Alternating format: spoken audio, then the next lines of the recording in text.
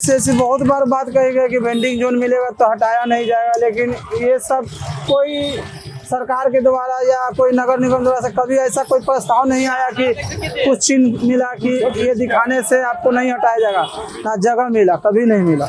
अरे भूखे मरते हैं, उनसे कर्जा लेके खा रहे हैं और क्या करें, ब्याज पर पैसा लेके खा रहे हैं। अब क्या करें, गरीब आदमी तो कोई पैसा देगा हमको? ब्याज पर पैसा लेके खा रहे हैं, गरीब आदमी कहाँ जाएंगे?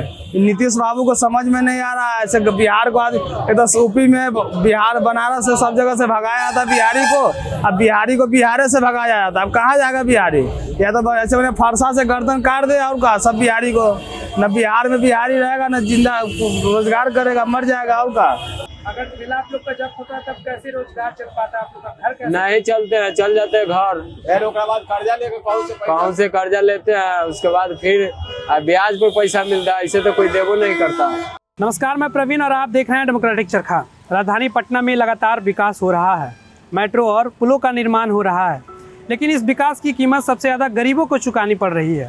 राजधानी पटना में अधिकांश दुकानें फुटपाथ पर लगती हैं। यह वह वर्ग है जो अपने जीने लायक पैसा कमा पाता है।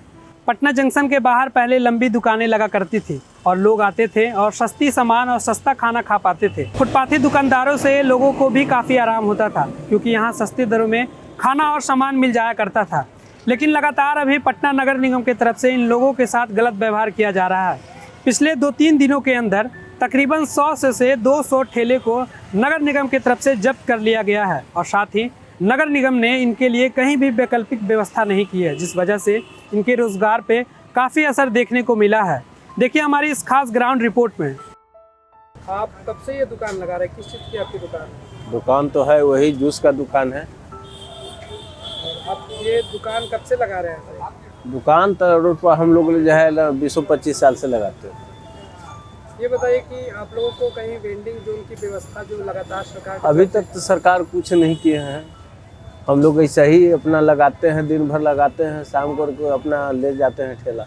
कुछ नहीं सुनता है, ठेले बुलडोजर से उठा लेता है नगर निगम वाला, कोई सुनवाई नहीं है। दिक्कत तो हो रहा है कि भागना पड़ रहा है, दौड़ना पड़ रहा है, प्लस में ठेला धर लेता है, सामान उतरवा गया ठेला तोड़ देता है जेसीबी से, ले चल जाता है। नगर निगम द्वारा अतिक्रमण आती है तो वही में सामान हटाना पड़ता है, दुकान हटाना पड़ता है।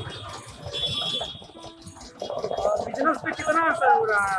असर पड़ता है ना सर। अब मान लीजिए अतिक्रमण है, 1-2 घंटा दुकान बंद हो गया तो उसके कारण दुकान बंद करिए तो कुछ माल भी खराब हो जाता है, ये दिक्कत होता है। आप लोग को कहीं वेंडिंग जोन दिया गया है? अभी तक का हम लोग का वेंडिंग जोन के भले लिख के ले गया है, सब कुछ में हम लोग का लाइसेंस दिए हैं, लेकिन अभी वेंडिंग जोन ऐसा तो अभी नहीं कहूँ, न कोई बात हुआ है, न कभी हम लोग का शिफ्ट करने का कोई बात नहीं मिला। थक जाता है आदमी भागते भागते ठेला। कितना आदमी की कम से कम लग रहा है कि 120 ठेला ले गया पकड़ के। हाँ, परसों 120 ठेला ले गया 24 घंटा में। आज ले गया 18 को।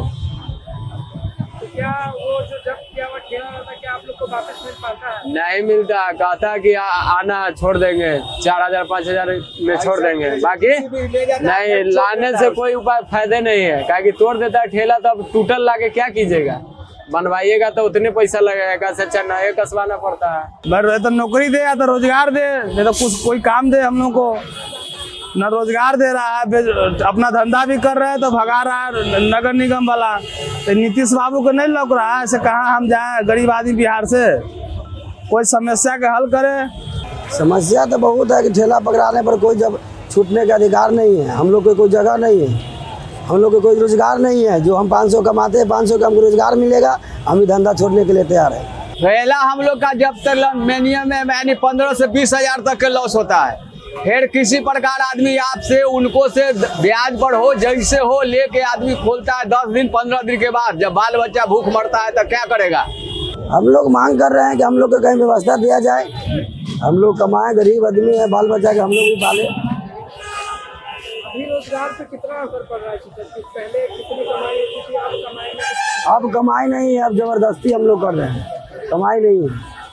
पहले हम लोग कमाते थे, अब कोई कमाई नहीं है। यहाँ है, कभी वहाँ है, कभी वहाँ है, रोज कभी नुकसान है, नुकसान छोड़ के लाभ नहीं है। सरकार से हम लोग यही कहेंगे, जब हम लोग साइड में कमाते खाते हैं, अगर ऐसा है अरे हम लोग गरीब आदमी जाएंगे कहाँ? हम लोग तो रोड पर ही, कोनो ऐसा था हमको पूंजी पका है नहीं जब दुकान लेकर के बड़े दुकान खोल लेंगे। रोड पर ही कमाना खाना है तो साइड करके हम लोग कमाते हैं।